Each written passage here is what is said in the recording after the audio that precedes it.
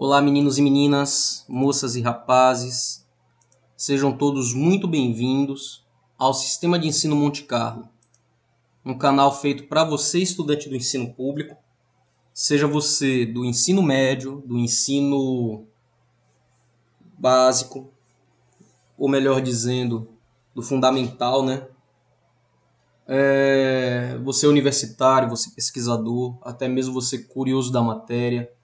É um canal pensado para você, para te ajudar, para te orientar nos seus estudos, nas suas pesquisas, na elaboração dos seus trabalhos, né? Você que está se preparando para uma prova, para uma avaliação, para um concurso público, esse é o canal feito para você. Esse é o canal para te ajudar nesses momentos. E eu aqui como professor consultor, no momento em que você coloca nos comentários as suas dúvidas, seus questionamentos, né? Você que precisa de esclarecimentos, né, sobre qualquer conteúdo, sobre qualquer assunto, seja ele de humanas ou, ou de matemática, que são as áreas do conhecimento que eu abordo aqui, eu me proponho a te ajudar, tá bom? Conto com o seu like, conto com a sua inscrição, se você ainda não é inscrito. Divulgue, compartilhe os conteúdos daqui do canal com seus colegas, seus familiares, né? E assim dinamizar o ensino público, dinamizar o conhecimento, torná-lo mais acessível. E dessa forma você me ajuda a mostrar ao YouTube a importância e relevância dos conteúdos que eu trago aqui para o canal. E você vai estar também me motivando a estar sempre aqui, colocando material para suas pesquisas e para os seus estudos. Tá ok? Dito isso, vamos dar início à aula. Já peço desculpa, a garganta está um pouco irritada. Mas vamos lá. Hoje mais um assunto para o nosso módulo de História. Hoje nós vamos falar sobre a Reforma Protestante, né? Sobre o cisma religioso que ocorreu ali durante a Idade Média e que vai ter seu clímax aqui nesse momento, que é a Reforma Protestante.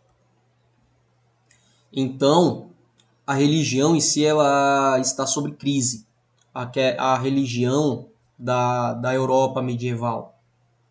Aquele domínio católico sobre a sociedade, ele passa a ser questionado, como ele já havia sido questionado na ascensão da burguesia e no período renascentista e científico. Então ele chega ao seu clímax aqui. Então, as transformações políticas, econômicas e sociais na Europa Ocidental e o novo modo de pensar e ver o mundo do homem moderno que se manifestaram nos campos das artes e das ciências afetaram a religião. Primeiro com o fortalecimento das monarquias nacionais, no momento em que estavam se formando os estados modernos. Eu já havia explicado na videoaula sobre a formação dos estados modernos. Para mais detalhes, dá uma passadinha lá para revisão na nossa playlist de história. E lá eu havia dito que os nobres e a igreja temiam que a monarquia ela alcançasse um poder de prestígio maior do que o poder do Papa. E isso já estava acontecendo. Então o poder papal passou a rivalizar com o poder dos reis, né? Assim, a igreja, que antes ocupava um papel importante na política, começou a perder espaço nas decisões do Estado. Ela não tinha mais participação relevante, a igreja. Além disso, os interesses da burguesia, cada vez mais influente, chocava-se com o da igreja, que pregava como a condenação do lucro e da usura. E dessa forma, a ética da igreja tornou-se um obstáculo à expansão das atividades econômicas da burguesia. porque a burguesia ela tinha como prática econômica o comércio e o mercantilismo. Então, tudo isso, a aquisição de lucro e o empréstimo e os juros eram coisas condenadas pela Igreja Católica, e a burguesia então não tinha seus ideais assistidos, né, pela essa instituição. Para agravar a situação, a Igreja Católica viu seu poder abalado por uma série de críticas surgidas dentro da própria instituição. Isso porque, desde o final da Idade Média, a Igreja vinha se desviando dos seus princípios e valores iniciais, usufruindo do luxo, da riqueza, da ostentação.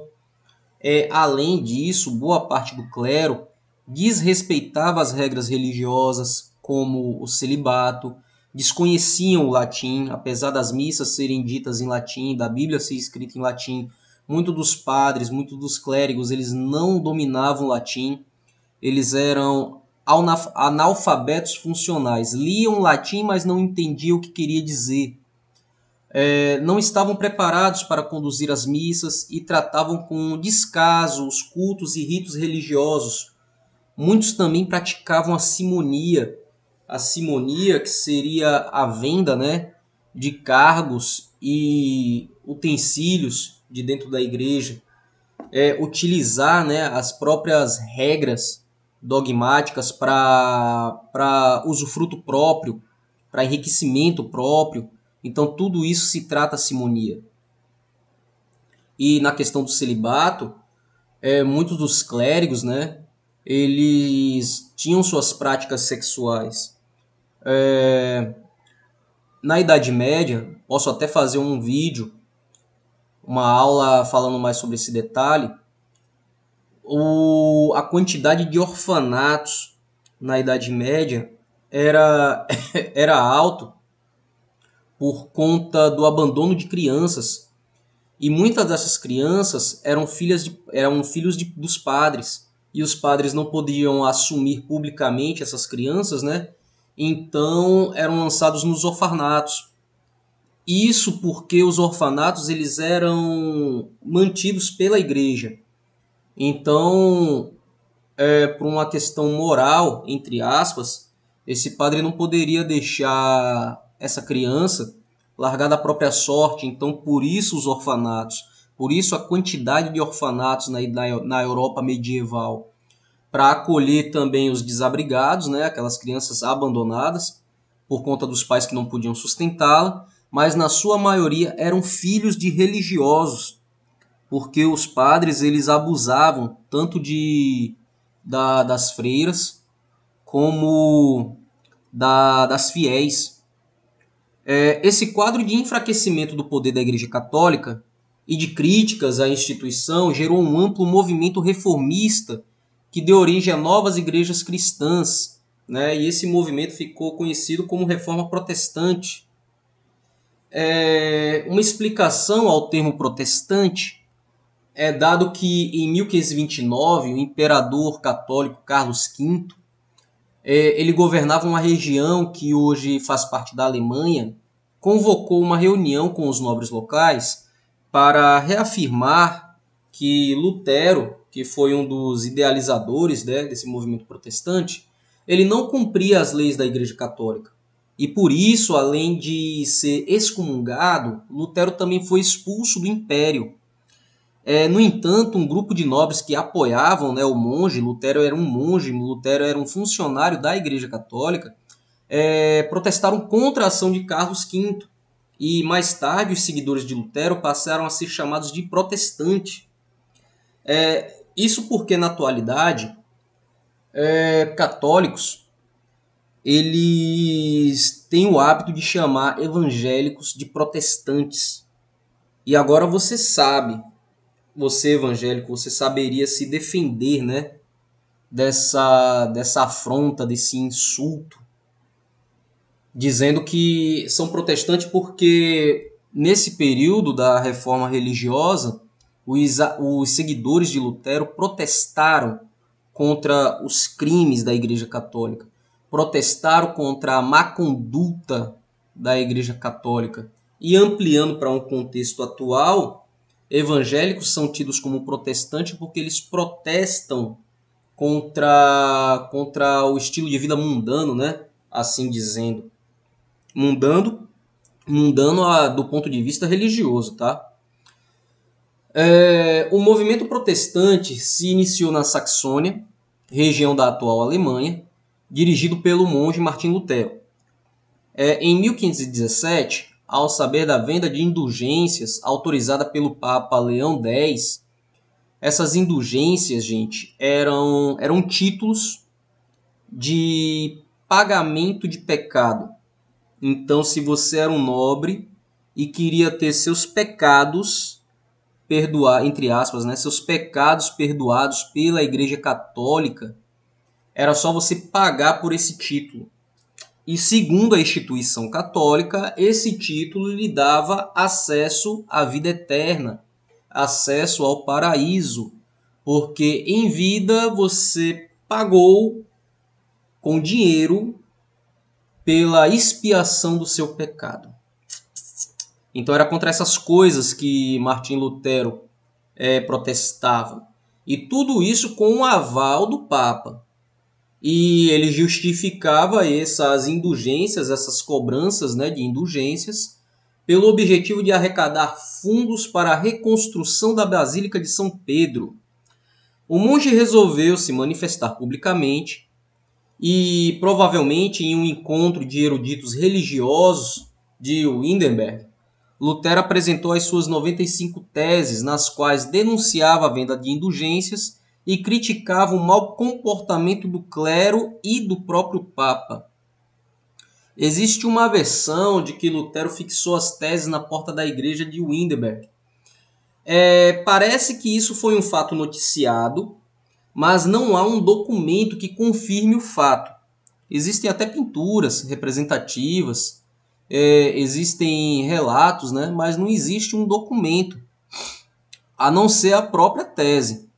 Então, um documento que eu poderia dizer seria uma ordem policial, uma ordem jurídica, já que ele estava indo contra uma lei, né?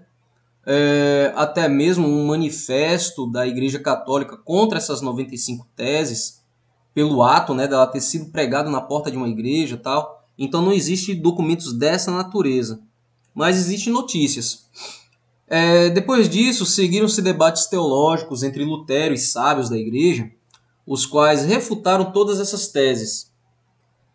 Em 1520, 3 anos após o início da crise, uma bula papal foi enviada a Lutero ameaçando-o de excomunhão caso não se retratasse.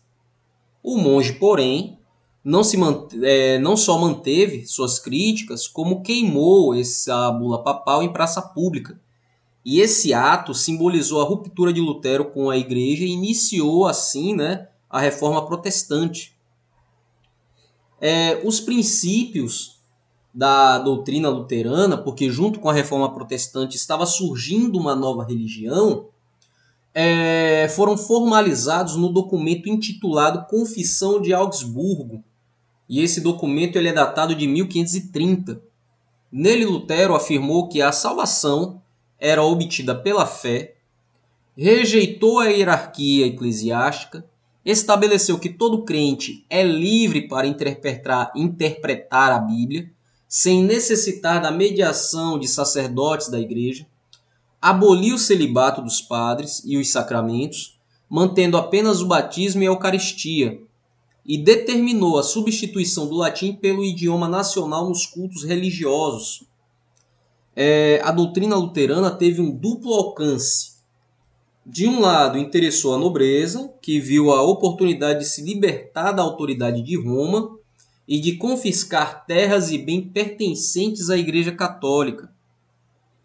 E de outro, agradou aos camponeses que viram na divisão da Igreja a oportunidade de se libertar dos tributos devido ao clero.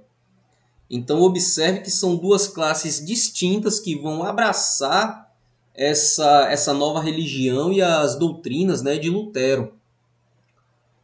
Com a ajuda da prensa de Gutenberg, tem vídeo sobre isso daí também, lá na nossa playlist de história, explicando o que foi a prensa, o que foi a divulgação e o invento da imprensa escrita, né? As ideias de Lutero se difundiram rapidamente pela Europa e abriram caminho para novos movimentos reformadores, novas pessoas que aderiram, né, a esse movimento de ruptura com a Igreja Católica. O francês João Calvino, por exemplo, perseguido na França por converter-se ao protestantismo, refugiou-se em Genebra, na Suíça. E aos poucos Calvino se distanciou do luteranismo. Apesar dele ter iniciado, né, o seu trabalho como adepto do luteranismo, aos poucos ele foi rompendo também com essa ideologia, criando a sua própria religião, criando a sua própria doutrina religiosa, que se baseava na ideia da predestinação absoluta. Segundo Calvino, enquanto Lutero defendia a salvação pela fé, Calvino defendia a salvação pela predestinação, onde Deus já havia escolhido desde o princípio os indivíduos abençoados com a vida eterna e os condenados à perdição eterna. Sendo assim, o ser humano, em sua condição de pecador, era indigno de alterar a decisão de Deus ou de conhecê-la. Só que isso cria um problema, então se já está tudo determinado, então não tem como se mudar nada. Só que, para não viver aflito pela incerteza, um indivíduo deveria perseverar em sua fé e levar uma vida austera e obediente a Deus.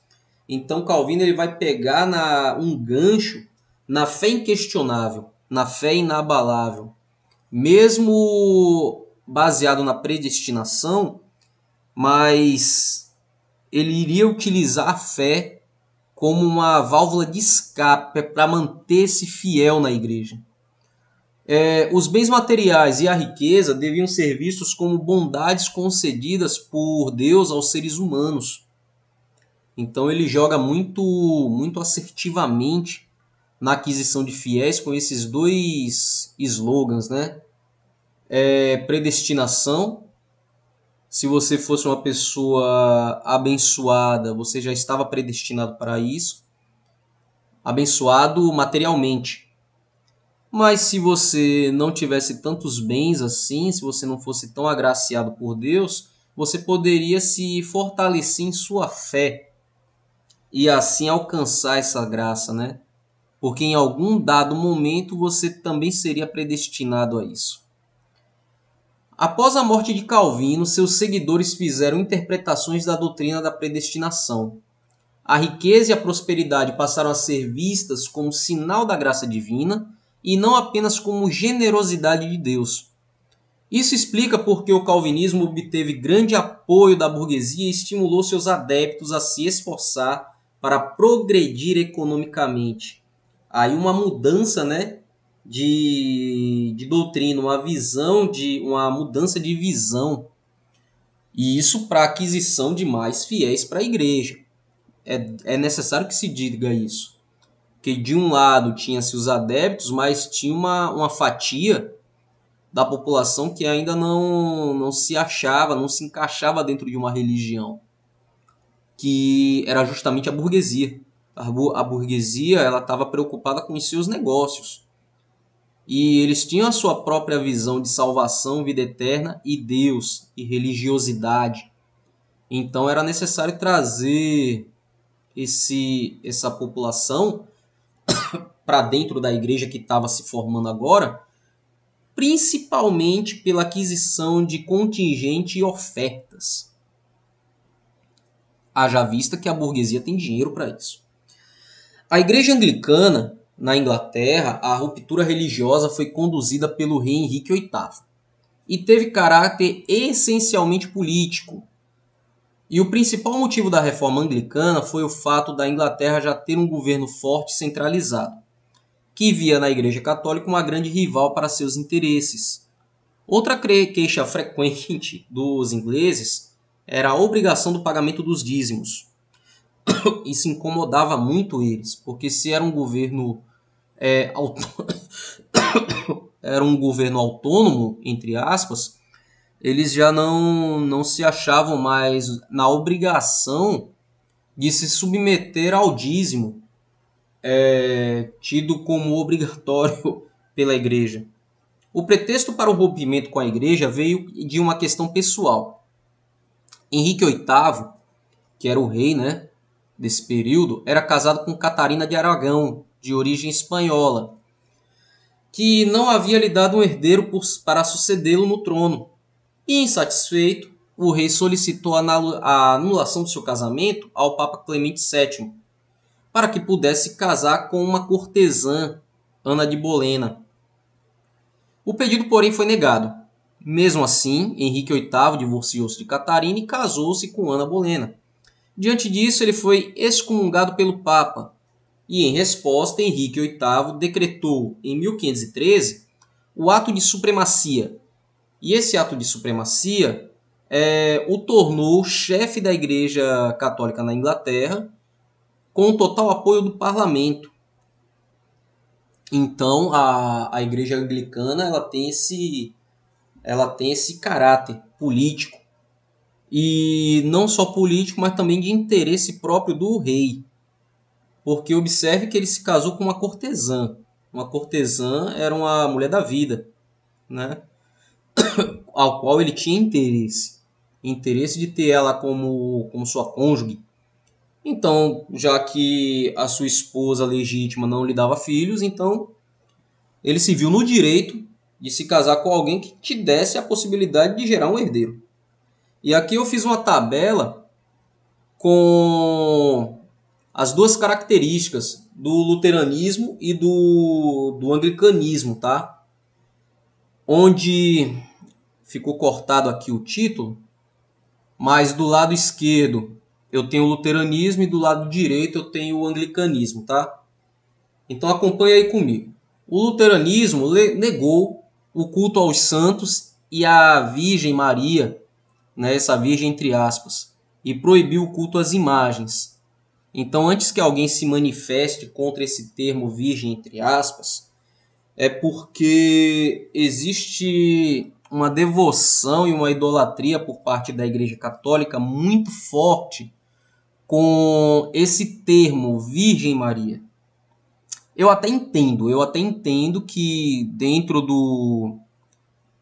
da, como é que eu posso dizer, dentro da mitologia cristã, no evento em que Maria ela é anunciada pelo anjo Gabriel como a virgem que conceberia o Salvador do mundo, né?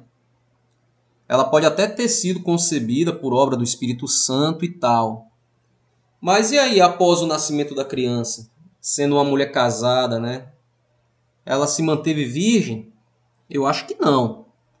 É isso por uma questão biológica, isso por uma questão de vontade humana. Qual homem ia continuar casado com uma mulher sem manter com ela ato sexual? Eu acho isso quase que impossível. Iam conviver os dois como irmãos dentro de casa? Então, por isso eu coloquei virgem entre aspas, tá?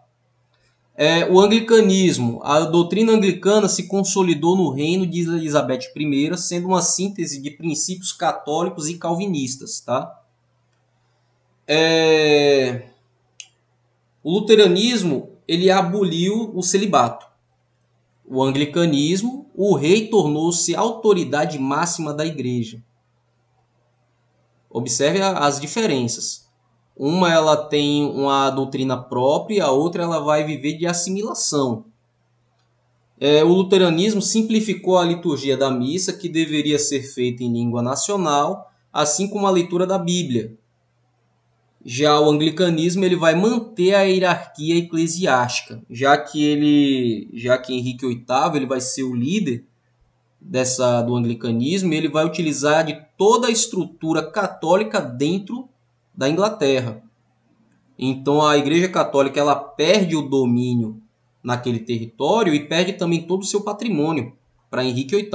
Então ele vai manter toda essa hierarquia lá dentro, mas não a autoridade administrativa de Roma. O luteranismo pregou uma rígida disciplina moral e religiosa, estabelecendo um código de vestimentas e condenando atividades consideradas desviantes, como o teatro, a dança, a música, os jogos, a blasfêmia e o adultério.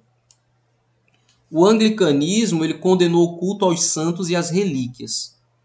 O anglicanismo manteve os ritos católicos na língua inglesa e defendeu a livre interpretação da Bíblia e a salvação pela predestinação. Então, observe que são características bem distintas, uma instituição da outra. E só nessa aula você observa que com a ruptura